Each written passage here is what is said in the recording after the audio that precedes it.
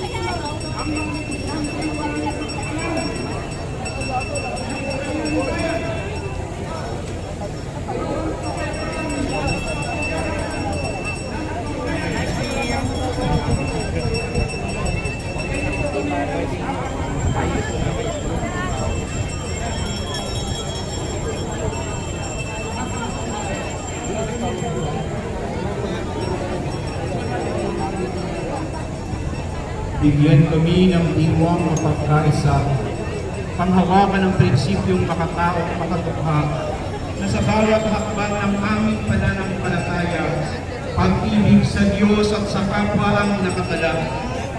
Biyayaan ang aming pusong mapagkalinga sa mga api at lukha, at nawa maipagtanggol namin ang karapatan ng mga nangangailangan. Nawa ang paglaban sa kasalian ay hindi namin kalikutan hanggang mabago mo ang aming lipunan. Isang bayang malaya mula sa tiwali at kawatan at kawalang katarungan. Buksan nawa ang aming isip na hindi lamang umayon sa mas nakararami, kundi magsuri ng malalim sa kalooban mo. Huwag mo pong hayaang malulong ang aming lipunan sa kung ano lamang ang napapanahon at ginagawa ng mas nakararami.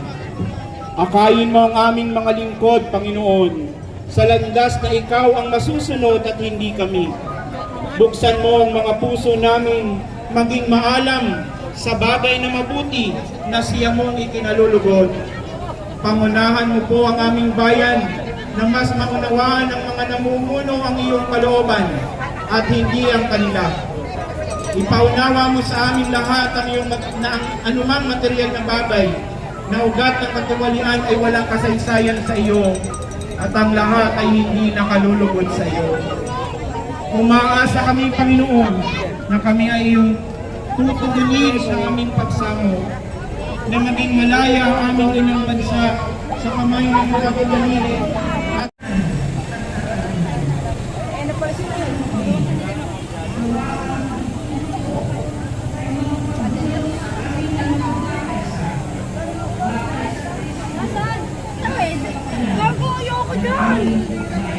Ayan mga kababayan, sobrang init kaya yung iba sa gilid na.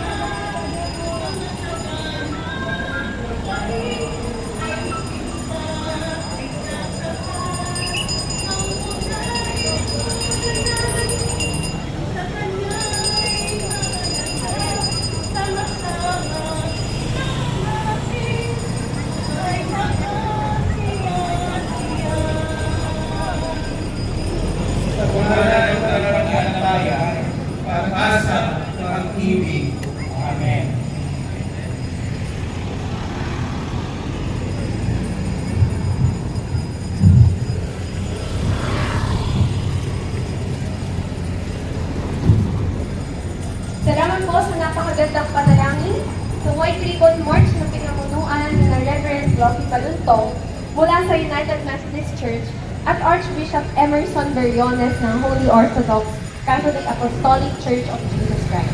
Saktong-sakto sa tema ng ating White Ribbon March na lahat ng sangkot dapat managot! Lahat ng sangkot dapat managot! Dapat managot! Lahat ng sangkot! Ako po si VJ Damay, kabataang Kristiyano mula sa Kalipunan ng Kristiyano Kabataan sa Pilipinas. At ako naman po si Teacher Sonia, tumalabkad mula sa Tanggol Kasaysayan Public Schools. Kami po ang inyong MC sa rally ngayon. Nandito po tayo ngayon sa White Ribbon March, Kilos Bayan laban sa kahirapan, korupsyon at kawalang pananagutan. At para ipaliwanag sa atin ang dahilan kung bakit tayo nagtipon-tipon ngayon sa People Power Monument, tawagin natin ang pinuno ng Interreligious Leaders Council for National Transformation at ng White Ribbon Movement na si Kidapawan Bishop Jose Colin Bagaforo.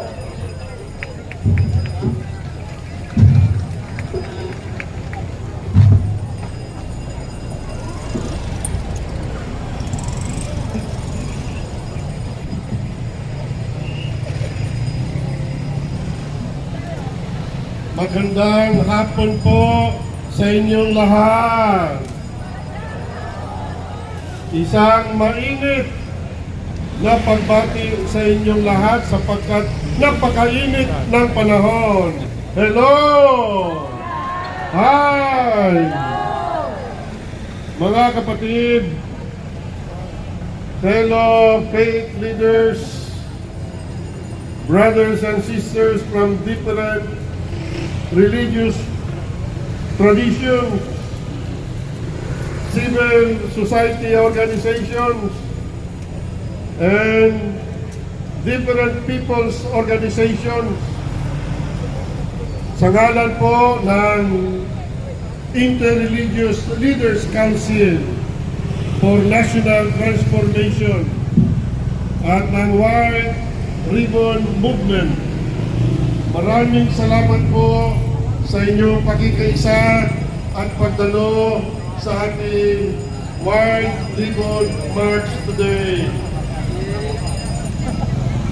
Narito tayo ngayon, hindi naman bilang mga leader ng pananampalataya,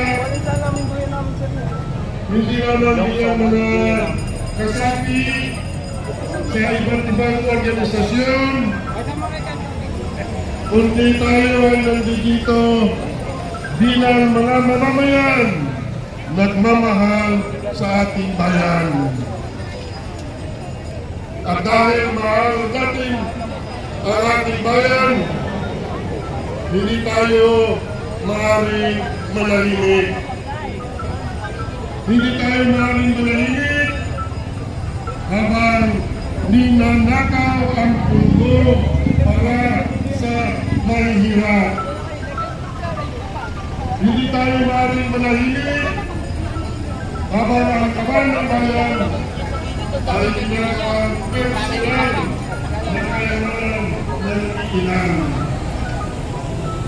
Hindi tayo maaaring manahimik habang ang korupsyon ay patuloy na sumisira sa kinabukasan ng ating mga susunod na mga henerasyon ang ating mga anak.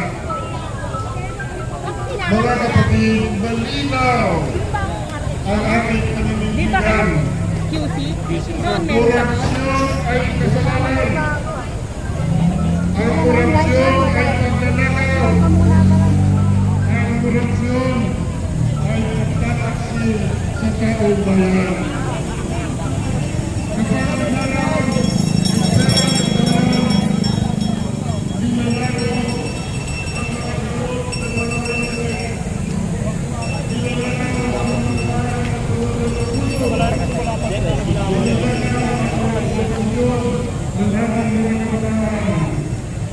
Ninanakaw ang pag-asa ng sambayanan. Kaya tayo nandito ngayon, hindi mo pa magkasip ng galit. Doon. Galing ako doon na. Wala na. Pupunta na lahat dito. Hindi tayo narinig ko Yung? manira ng tao. Meron din sa isa-isa. Wala na sa shrine, wala na punta. Para sa katauhan. Nga, may bimay na. Malinaw. Ako lang paligoy-ligoy. Kung may kasama,